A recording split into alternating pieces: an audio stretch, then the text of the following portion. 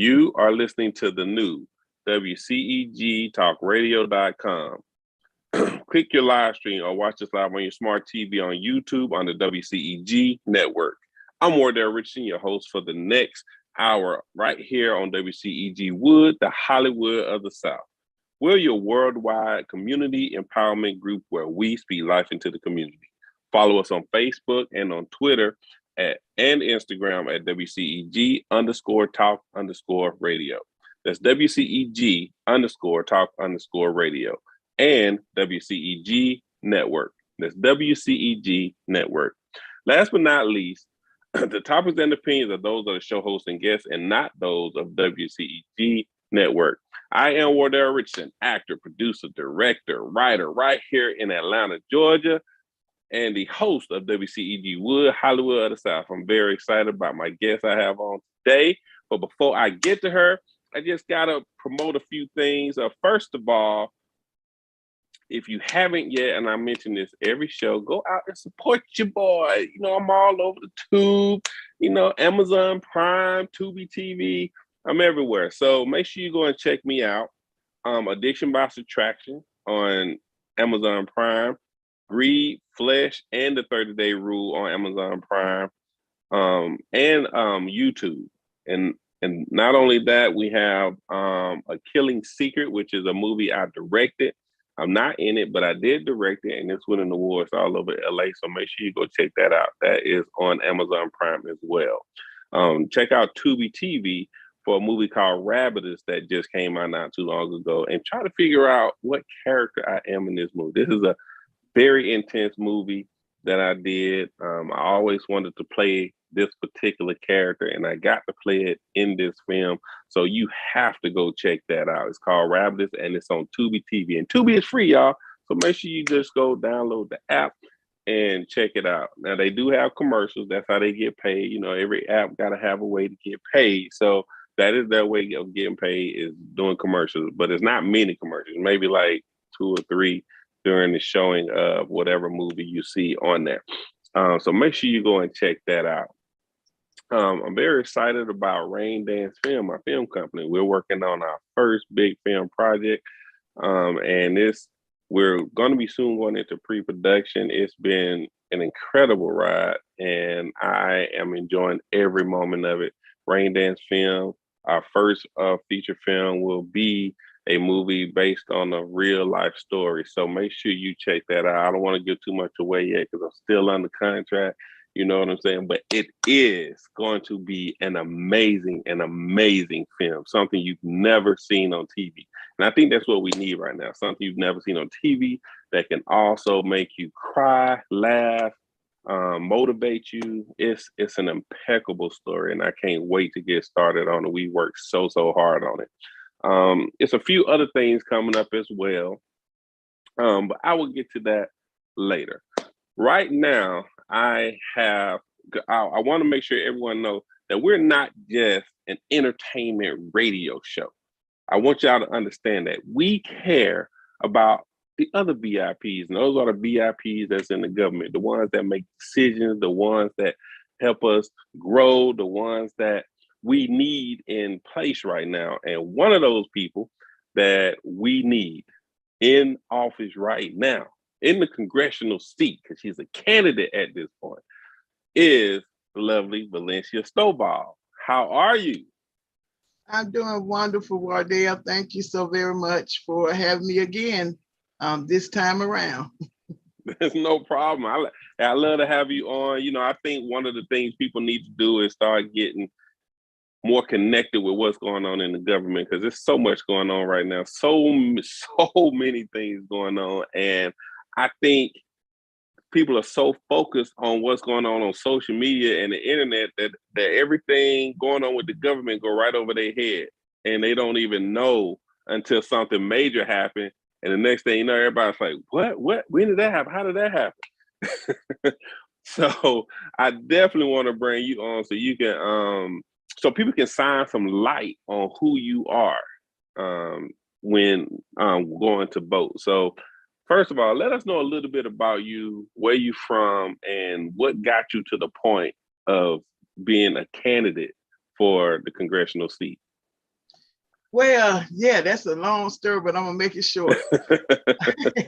I am Valencia Stovall. I am a native of Atlanta. I was born and raised. My parents were both born and raised in Atlanta. I have a mother of two, and I'm just excited about this opportunity. You know, I served as a 8-year legislator, so I always say I have 8-30-30, which is 8 years as a legislator, where I've sponsored and co-sponsored over a dozen bills that were actually signed into law. And also, I have 30 years as a small business owner and 30 years as a community advocate. And I decided to run because we have a deficit in leadership in Congress who represents Georgia. And we need someone that's going, and I would like to be that person to go to Congress because we need someone who is bold, who's accessible, who is solution driven and can get the job done. And so that's why I offer myself up for Congressional 5 district, which is the district the seat that was previously held by the late Congressman John Lewis. My platform is pretty simple. It's the book, and the ballot. And those are words. Yeah, those are words I first heard from the late Mayor Maynard Jackson, who was the first African-American mayor of the city of Atlanta and of any southern city. And my dad served as his community liaison for both terms of office that he served as mayor. So those, you go back to your roots, native born in Atlanta. And, and even with this being such a historic district, basing it off of someone who brought a lot to the city. And also even with community and also with businesses. So it was a great person to be able to say, hey, I want to look at my platform and I want to analyze, not necessarily analyze, but I want to mimic some things that that Mayor Jackson was able to do. But it's like I said, we're really excited about the opportunity to run again. And this is a new seat running for. And we just appreciate the opportunity of being here. Okay. And so you're going to get the seat, I have faith that you're going to get the seat. Well, I accept it. I agree. What would be your major, your most important policy to change or to integrate once you get into the seat? Okay, well, that goes back to my 3 B's. And, what the bug is rejuvenating our economy. So many of our small businesses have suffered. You're a small business owner yourself, and I know you definitely suffered because of the pandemic.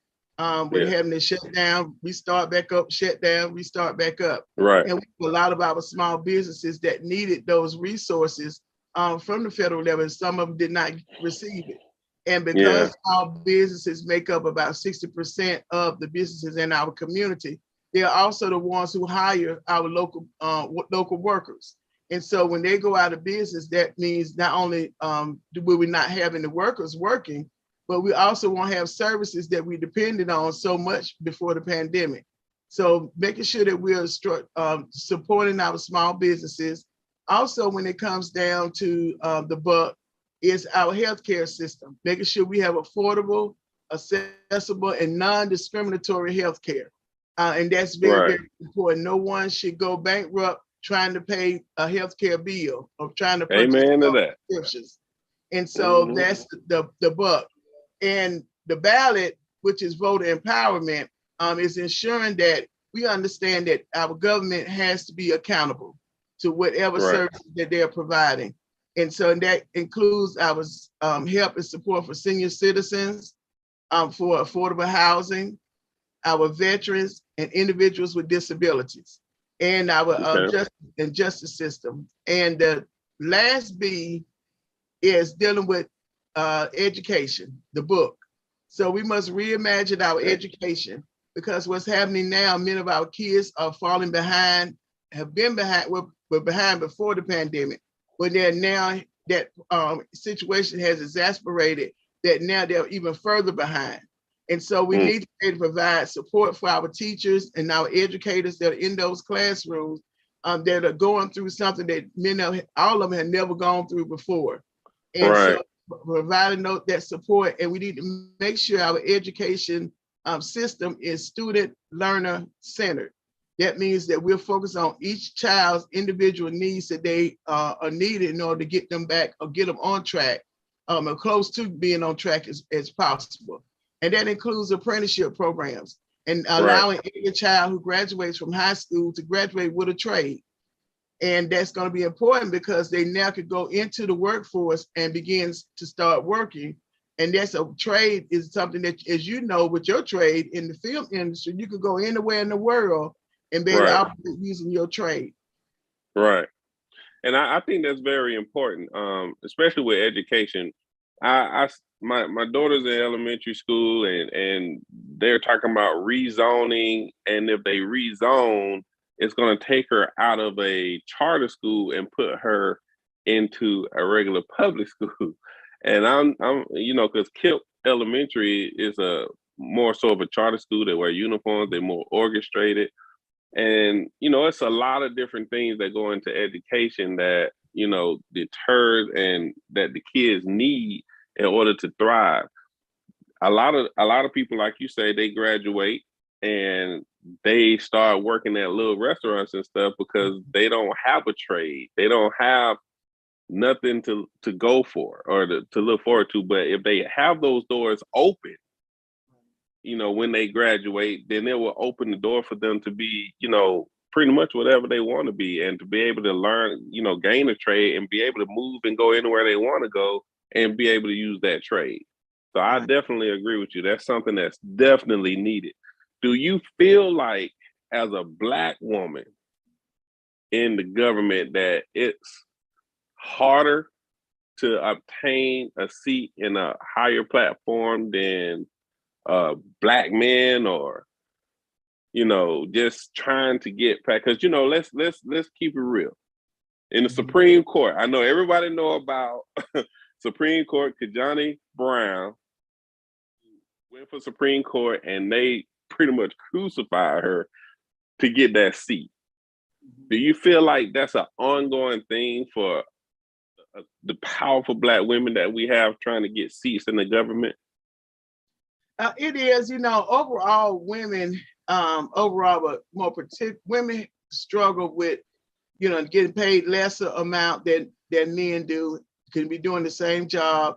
And that has been going on for many, many years. And then when you add on being a Black woman, you're even down a little bit further on the totem pole than just, white woman or another woman of another color. And so you have to work, twice as hard. The spotlight is always on you for whatever you're doing or what you want to accomplish. Sometimes you're misunderstood as being too aggressive, or sometimes not aggressive enough. And so you're always trying to find that balance. And it is a struggle. But what I have had to do, the 8 years that I served as a legislator, even as a business owner, in a predominantly male industry, which is promotional printing, it was still even a struggle then, because they're not expecting you to be able to perform on the same level, as the men are. And so, having to keep yourself focused on the goal that you want to obtain. And when you see something that's not right, feeling confident enough to speak up, and keep on speaking up until the changes are made. And those are things that I have had to do and have had to do when I was elected official. And then even, like I said, even as a business owner. Right. So what has been your biggest challenge in trying to get this congressional seat? Has it been just trying to get the votes, or, just being the Black woman that you are and just people just giving you a hard time and, being held back from trying to capture that seat? Well, in this particular seat, to be honest with you, it's not an issue about a Black woman, because there's a Black woman that's in the seat now. So that issue is not that. It's more of a political party issue when it come down to me. So I can't use that excuse about the Black woman in this particular instance. Now, when I was running, I ran, of course, with U.S. Senate 2 years ago. that was a issue because it wasn't, it was, quite a few Black women that end up signing up and running. But it still was a struggle because you did have the Black male few Black men and men that were kind of forerunners in the race. Yeah. So with this particular one, the biggest challenge has been people not accepting the things that they know are not right and speaking up and saying, in this particular seat, we need someone who's going to be accessible. That when you call, and even, you're going to be in Washington, D.C., and even with the experience I have as a former legislator, it's the House of Representatives on the state level, and it's the House of Representatives on the congressional level. So they do this instead of amendment, even though it's a much larger responsibility, but they're actually very, very similar. And you're using the same skill set as a legislator. And then with that, the being able to work across the aisle is always another challenge. But you find those things that you can agree on. And for me, as a state legislator, when I was there, I was able to find that myself and those in the Republican Party at that time agreed on education and when it came to school choice and parents having that choice. And so because we were able to agree on that to a certain extent, we were able to work together and we build a good trust and respect. And that's the most important thing. You have to be trusted and respected in your elected position, because if you don't, you won't get anything done. And that's how I was able to sponsor and co-sponsor over a dozen bills that were actually signed into law. Because you can sponsor a bill, any legislator can sponsor a bill. You have that right as a legislator, but getting it across the finish line on the House and the Senate, and then getting the governor to actually sign the bill is a whole nother another accomplishment, by itself. And then I passed with the two bills that I was the original author on. One was dealing with video cameras in the special needs classroom, allowing those cameras to be in there. And my second bill was dealing with designating Single Parents Day for March the 21st, which you were awarded one of our awardees this year for as being an outstanding single parent. So those type of things, and the reason I introduced that bill was because we have so many single parents. I was a single parent myself, and we need so many resources and we need so much support. And so by bringing awareness, by introducing that bill and it signed into law, brought awareness about single parents. They even allowed us to be able to have the annual award event and have other resources that are available to help support our single parents. I think that was a great thing too, and I was very honored to be, nominated as, for that. I was surprised because I had no idea that I was even submitted to it until a little bit later. But it was an honor to be nominated. That's as a single parent, as you know, it's a lot of work and a lot of balancing and trying to make things happen, and you need support. You got to have people. It's just a lot, and you have to always think about the kids. So I think that's an honor to be, nominated for something like that. So I thank you for that. What would it take for us as a people to help you to gain this congressional seat? Well, it's definitely going to take us as a people to get out and vote.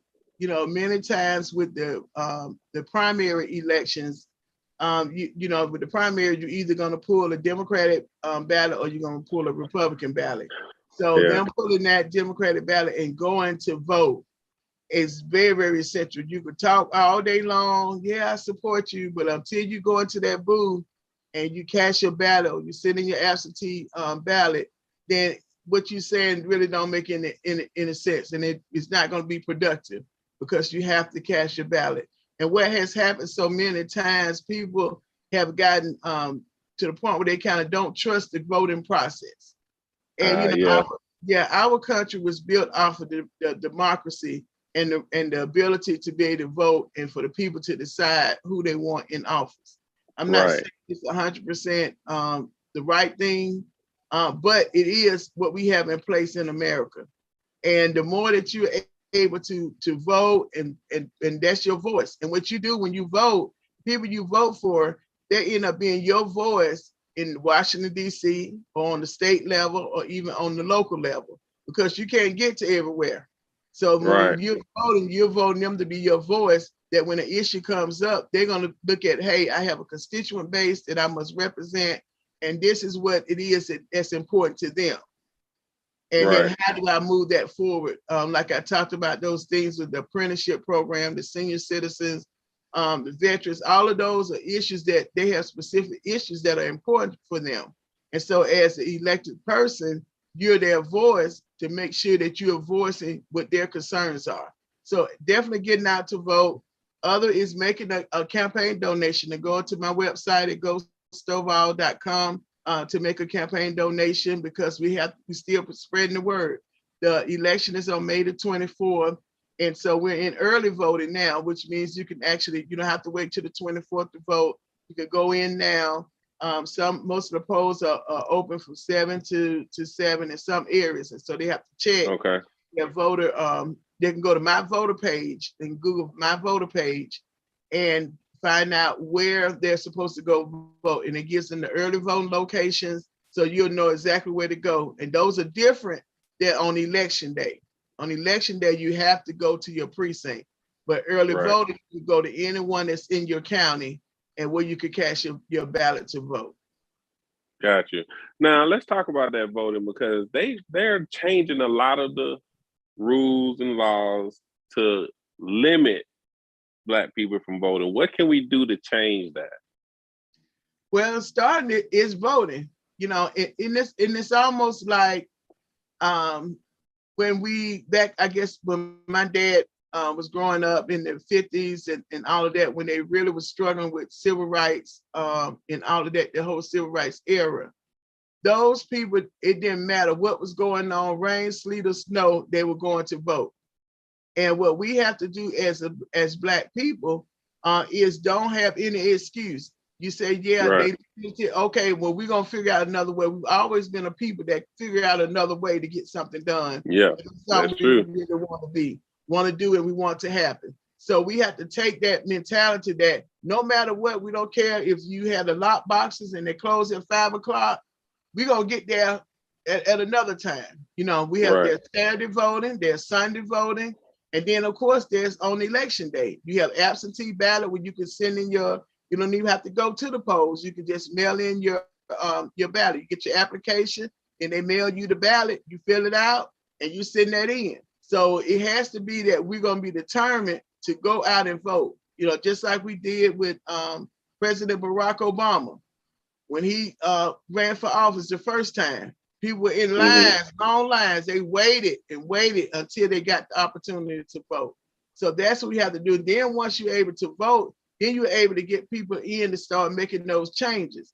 And then even if the person that you voted for does not win, the person that does win still represents you. So don't just walk away after the election is over with. You get back in contact, even though that might not be your choice. You start getting in contact and say, hey, I'm watching you as far as what's going on. And then you form that relationship with your elected official so that when those issues come up about voting, you're not all of a sudden at the last minute, I'm gonna contact them. They're looking like, who is that? Who is that? I'm your constituent. Okay, I don't even know if I ever heard of that person. And so what if you formed a relationship before that? Even if y'all disagree, you started a relationship. At any time, just like in the film industry, entertainment, relationships make a huge difference. Yes, and it does. Determines whether you're gonna be successful or not. The same thing when it comes to you as a voter, and being in contact with your elected official is very, very important. Right. I definitely agree. It's definitely important to build those relationships. That is the key thing, networking and making sure that people understand what we're voting for. It's so many laws that pass and they go over our head. I think one of the latest laws, and I want to know how you feel about this, is the gun law. That law in itself, when I heard that you didn't have to have a license, everything, you can carry a gun, I just said, everything went through my mind at that time. How do you feel about that law that was passed? So a lot of legislation, when it's introduced and passed, a lot of it is knee jerk. I call it knee jerk legislation. That means, Right. oh, we need to do it. It's not that it's been thought out and said, okay, we don't have all of these meetings, and even though they might have some meetings, but they usually just have them during session. And using those meetings during session have already been predetermined as far as which way it's going to go. Every now and then you can see a change for the better, but most of the time it's just an act to say, okay, we have these meetings, so now we can say we heard from the public. And sometimes you go to the meetings, you won't get a chance to speak, or they limit your amount of time that you can speak. So anytime you're looking at legislation that you feel is very important, you watch how it's introduced. And if it's introduced and talked about outside of legislative session, because they're only in session 40 days on the state level. Okay, on the federal level, of course, it's year round. But you watch and see how much conversation is going on before session starts in January on the state level. And that tells you how much, what the importance is on it. Even with the voting bill, they had a lot of meetings, talked about it a lot, even though it was still set up, this how we're going to do it. But that particular point, it was open for people to be able to say whatever they want to say. So with the gun bill, not requiring a person to have a license, I think is very dangerous for our law enforcement community. Right. Because when they're going to a crime scene, and this is just, I'm not in law enforcement, know nothing about it except for what I read in the bills, but common sense tells me when they go to a crime scene and they're finding the residue of the bullets that are used on the crime scene, and they go back and say, okay, we're going to test it to see what kind of gun it came from, and then there's nothing registered on file for what, or even if they find a gun and they don't have anything registered on file on who it belongs to, that makes that investigation much longer and much frustrating. Right. And that more manpower is having to be placed for searching for who is the owner of this particular gun. So I look at, that's just one part of it. And there's so many other facets with that gun bill law that I just don't agree. I agree that you should be able to possess your gun if that's what you want to do.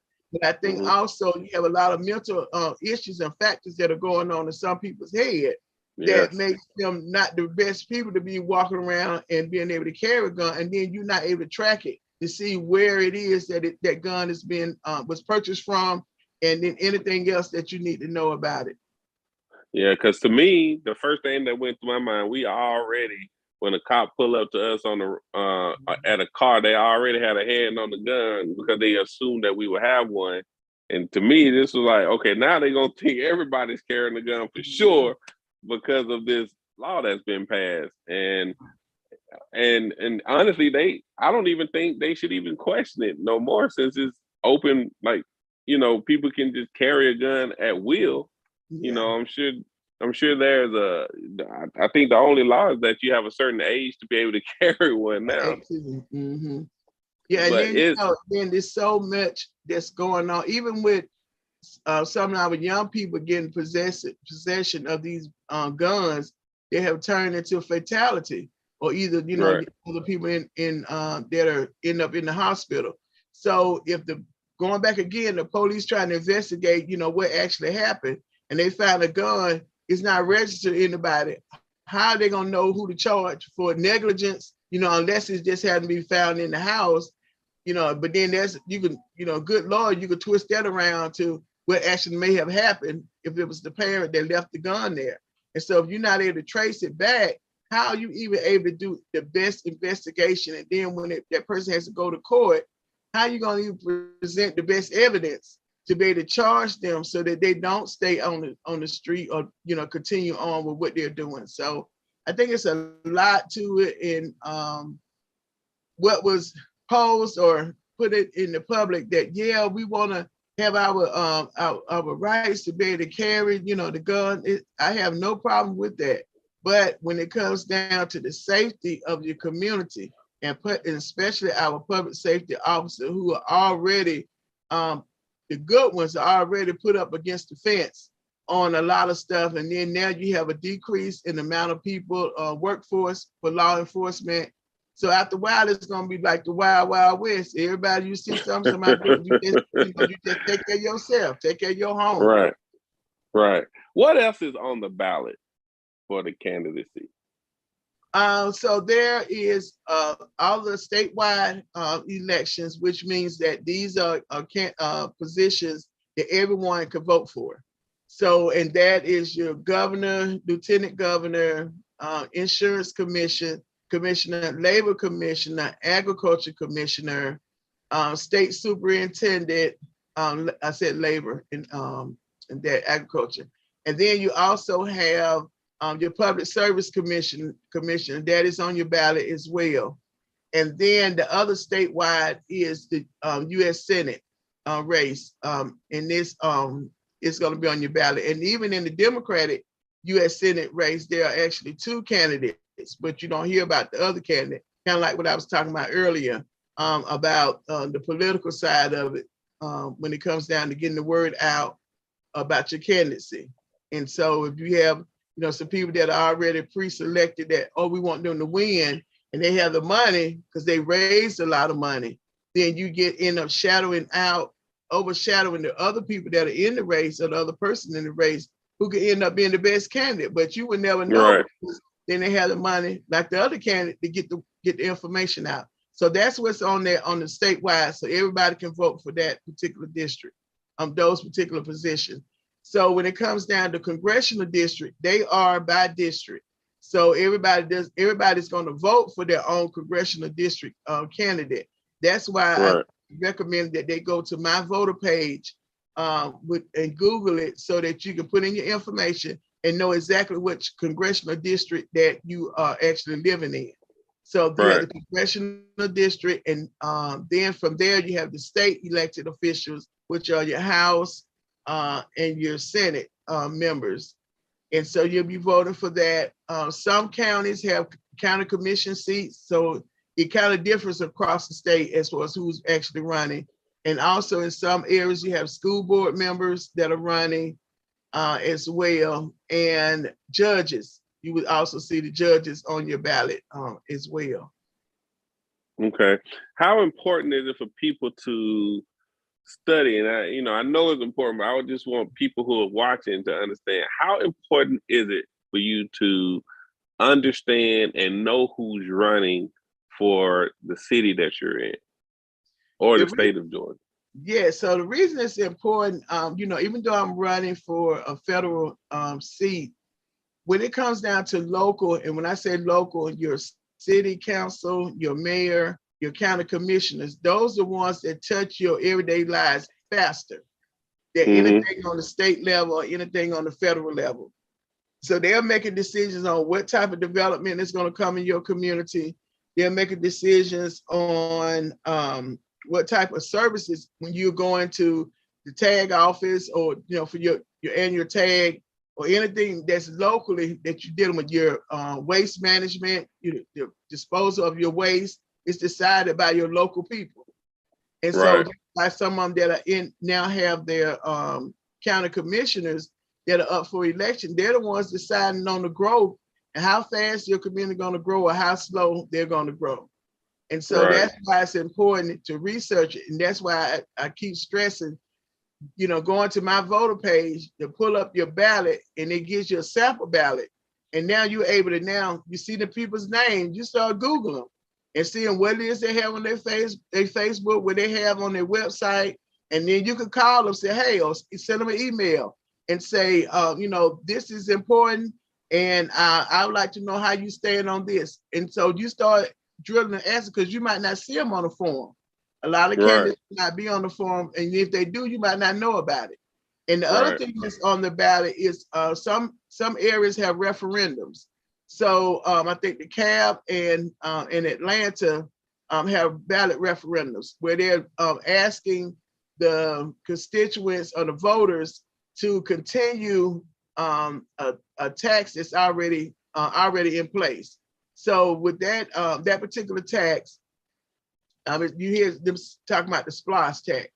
And so sometimes every 4 or 5 years, the voters have to continue on to say, yes, we want to continue paying that tax. And it's usually like the sales tax. It's incorporated in the sales tax. So everybody pays. It's not anything had nothing to do with property owners. It's not that kind of tax as far as property taxes, but it's sales and use tax. So anytime you purchase anything, like in Atlanta, it's 8%. In Clayton County, it's 8%. I think maybe DeKalb maybe 7%. So what's going to happen with that referendum, that additional 1%, and then I think it's another ballot question with Atlanta about 0.5% as well. So you just have to read them. And then if you don't understand, call your city hall and say, hey, I might have missed the meeting. What is this referendum about? Right.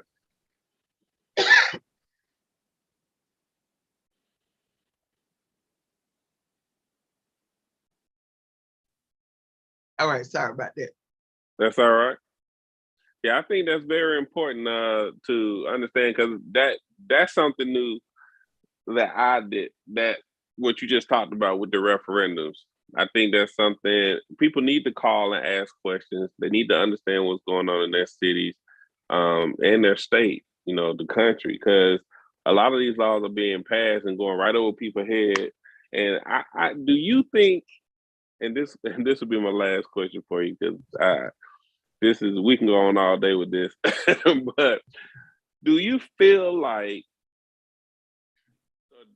are put into social media and stuff to throw away the attention of what's going on with the government? Yes. So ask the first part of your question. I believe I heard it, but ask the first part of the question.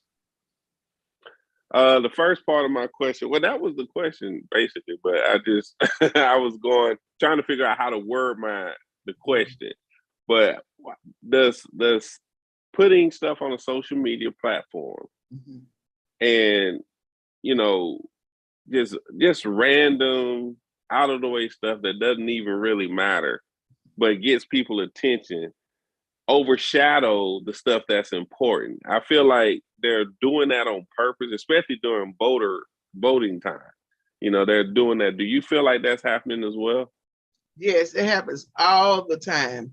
And what it is it's a play on the voters' knowledge and whether they are really paying attention.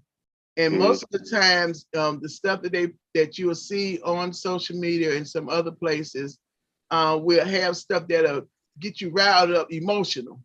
And then you say, yeah, I don't like that. Yeah, I'm a vote. And then you don't think about, well, wait a minute, why did they bring that issue up now? Yeah. It's always been a problem, but why always now is so important. So that's what you have to kind of do whenever you hear something, especially you keep hearing it all the time. First question, why are they bringing it up now when it's always been a problem? And so, but you have some voters that whenever they hear something like that, this is going to happen if you don't vote. Well, didn't it already happen? Yeah, but we really need you to go and vote for this, vote for that. And then, so you have to, as a voter, you have to educate yourself. That's what part of the 3 B's is voter education. And go start researching. Don't just go by the first thing that you hear on social media. Go and start researching. And when you see, well, why did they ask that question to that person? Why did they do this? And why did they do that? And sometimes you can get too far off by asking too many whys, and then you can't bring yourself back. But distractions, a lot of distractions. And so you have to keep your eye focused on who are the candidates, what they're running for, what is their platform. Have they done anything like this before? And it's okay, even if you have someone who's never done the office before. Excuse me. Right.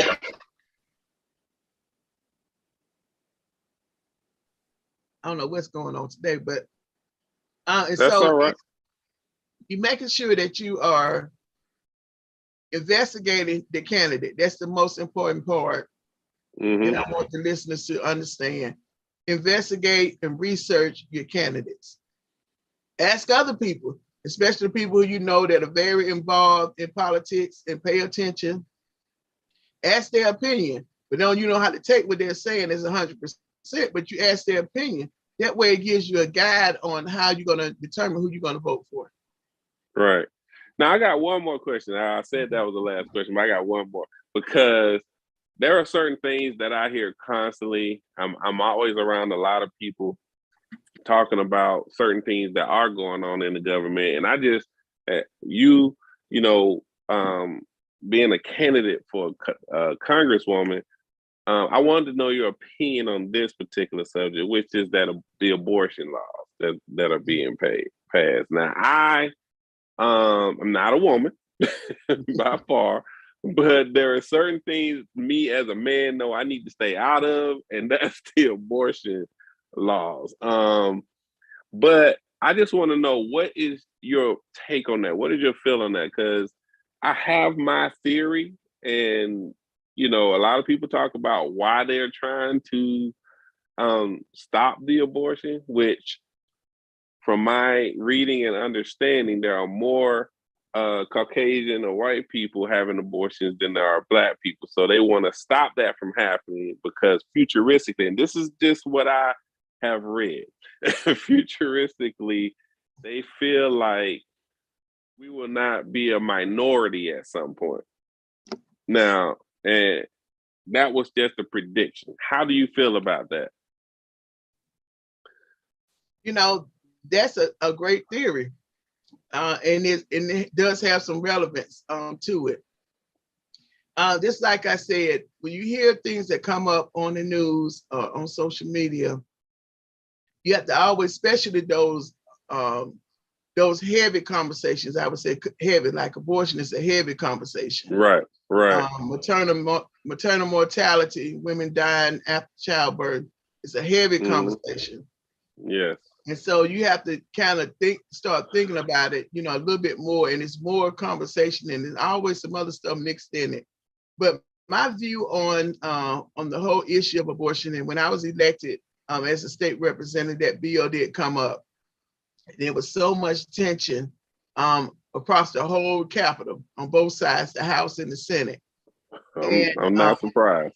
Yes, and it had some other people that were very upset because you had, it was kind of like on party line, but then it wasn't, because you had some from a Democratic Party that voted with the Republicans on it, and for that person, it was a religious or belief issue for that person, right? And so, but it was a huge fallout, for that person, that even because of that vote, some other people in the same party put someone in the race to convince someone to run against that person. And they had been there, an elected official, a long time, was very dedicated to the party.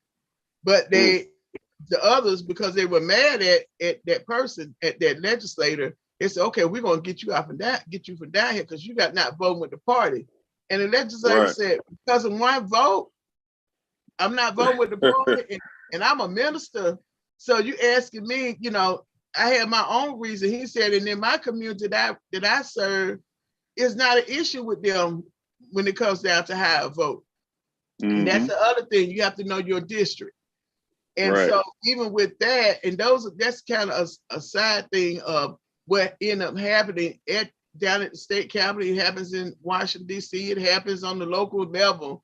When you're not lining up to, what the party says you need to do, then you're looked at as a traitor.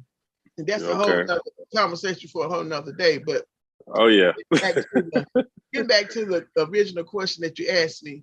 So I believe that should be left up to the woman and the man that's involved in it, because sometimes men are not involved. But if a man is involved, that should be left up to those two. And when it comes down to the government being able to regulate on that, because the government is not an entity that can provide all the needs for that family if they decide that I want to have the child. Because if the government can provide for all those needs, we wouldn't have children in foster care.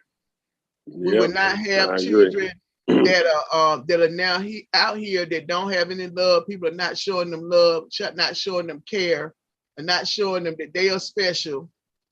You have the children that are unwanted.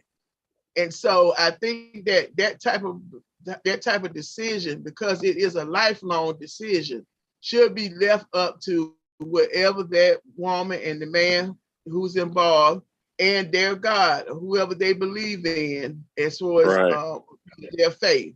Because at the end of the day, that's who's going to judge that person anyway, Absolutely. not me. And so, and even with some stuff that we do, and we say, well, oh, you know, I can do this. No, none of the sins, if you're going to put it in the sin bracket, none of it is greater than the other sin. And so I think that particular part, and it gets very intense, because then it says, okay, when is the fetus considered human life? Is it at the time of conception? Is it after that? So then you get into the whole scientific part of it. And then you get into, okay, should it only be allowed if the woman is raped or incest? Then you have people that have a whole nother thought pattern, you know, on that. And then if they say, okay, well, she should have it should not be that should not be an issue. You know, she's raped or incest, but it has to happen within this certain amount of time. So it's so much that's going on. And when you start regulating heavily, and then if that woman really wants to abort that child, they're going to start end up hurting themselves and doing whatever they need to do, or they feel they need to do it. So now you get into a whole nother health and mental issue. And then they're going to probably leave that state, go travel to another state that allows it to happen. So, you know, to me, it's almost like somebody committing murder, and it's not a good proper comparison, but I'm going to say this. If they want to kill that person, or they want to commit a crime, I use that because kill is very strong. If someone wants to commit a crime, they're going to commit a crime if it's in their heart to do it. No matter what you say, how you try to convince them, they're going to do it. And so because of that, when it comes to abortion, because it's so sensitive, because until you happen to be in that situation to make that decision, and that's why I said it's a faith decision, because some people say, well, you got to have faith, you know, God's going to work it out. Everybody's faith level is not at that point.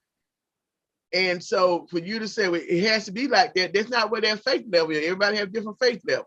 So that's why I say that whenever someone asks me that question, that's why I say it's up to that woman and that man, if the man is involved, and whoever it is that they believe in. All right.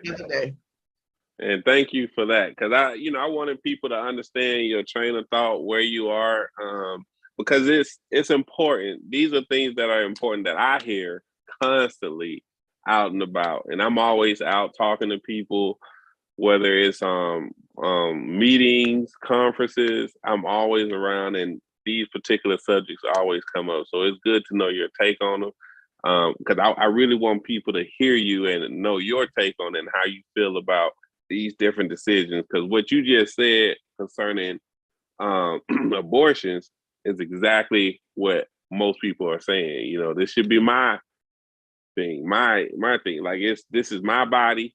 I should be able to make the decision on what happens with my body.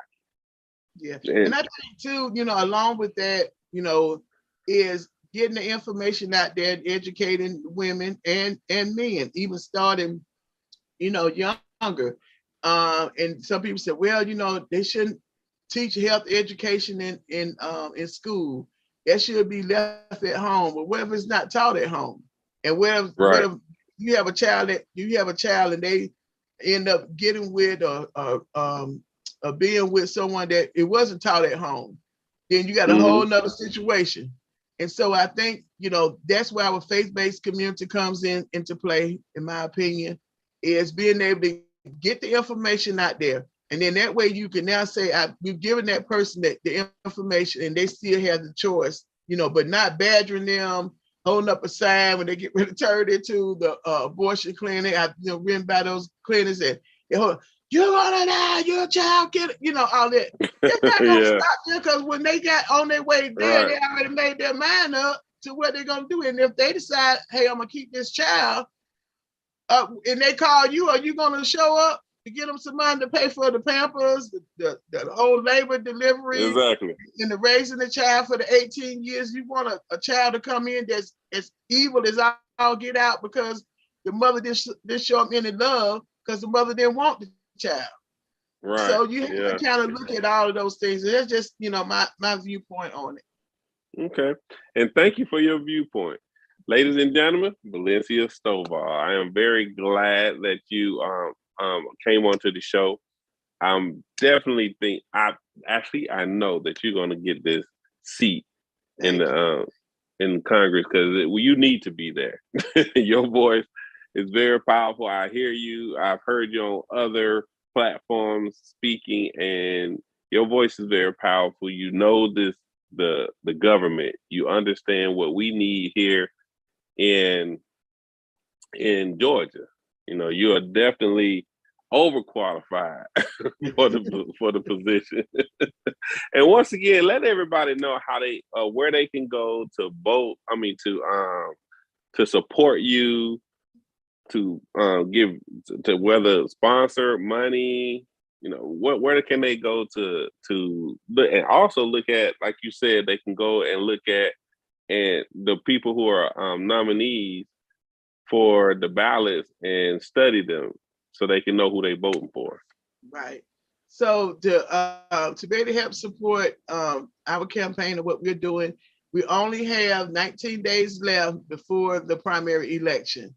And so it's very important that whatever you're able to do, we are most appreciative. So go to Go Stovall, that's GoStovall.com is the website. And you can find me on all the social media platforms, just about all of them, the major ones, I say that, because there's some I had never heard of. So the major ones at Valencia Stovall. And so definitely we need your support if you like to volunteer something special that you like to do. But most importantly, we need you to get the word out. Just think about it as the Underground Railroad process. We're on the Underground Railroad campaign. Nobody knew how the Underground Railroad was constructed. Only thing they knew that Harriet Tubman took the slaves to freedom, but they don't know how it all happened. But it was word of mouth that it was spread in the black community to make sure everybody knew where to go and what stop and what to do. So I need for you all to spread the word with your family members, your co-workers, anyone that you know that stays in Congressional District 5. And that area is all of the city of Atlanta, portions of Sandy Spring, Emory University area, Decatur, Southwest DeKalb, portions of Conley, portions of Forest Park, and portions of College Park in Clayton and in Fulton, and all of East Point and all of Hateville. So it's a very huge district. Oh yeah, that's huge. Diverse, very diverse. Right, that's a huge district. Once again, thank you, Valencia, for coming on.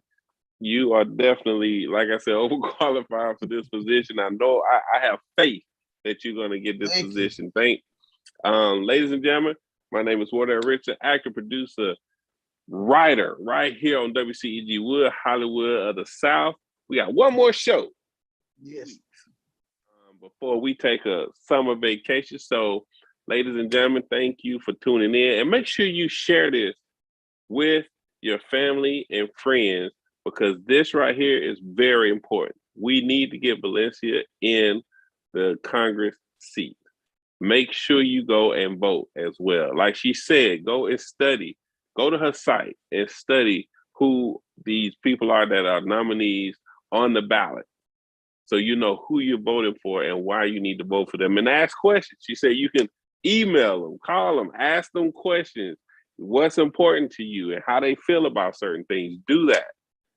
Do that with Valencia. She'll respond. I'm sure she'll respond. So make sure you contact her if you need to. Talk to her. Get her take on certain bills, just like I asked about the abortion and about the gun laws.